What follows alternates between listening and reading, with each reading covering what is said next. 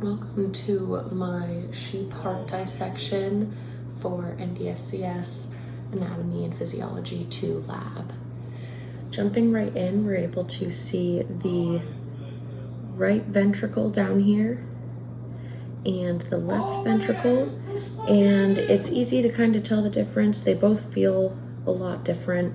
The right is going to be pumping to the lungs and coming back through the left into the aorta, which the aorta we can see is right up here, and above that we have this right atrium up here and the left atrium up here. We're also going to be able to pinpoint the apex of the heart, which is going to be down here, along with the inferior vena cava, which we'll be able to see right back here, along with the superior vena cava, which is going to be this right here.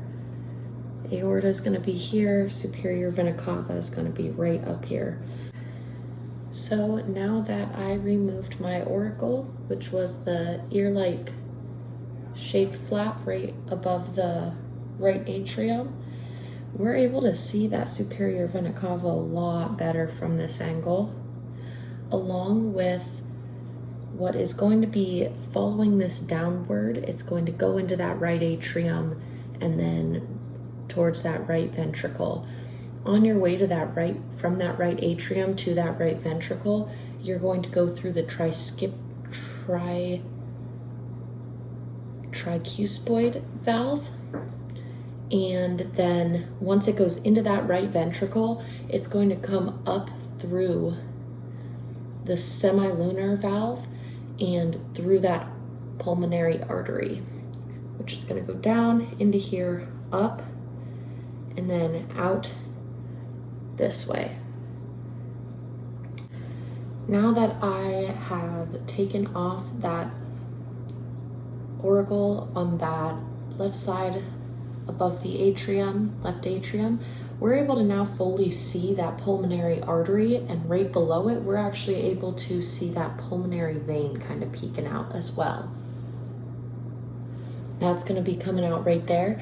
And then this is where the pulmonary artery, it's going to go out. The pulmonary vein is going to push inward towards that left atrium, down through the bicuspid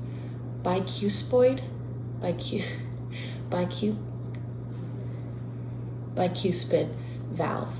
It's going to go through that valve from the left atrium into that left ventricle, and then it's going to push up through that semilunar valve, and that is where it's going to come through this aorta and out.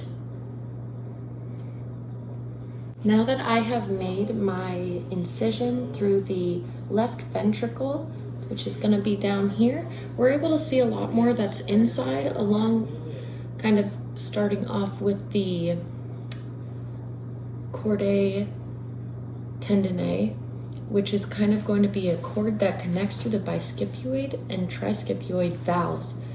So that is going to be right in here, along with the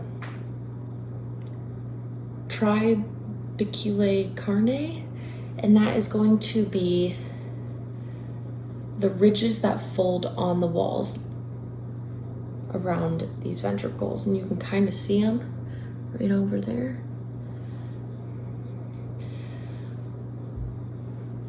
Other than that, we're going to also have our base, which is a point of attachment for the blood vessels entering and exiting the heart, which are going to be up here again,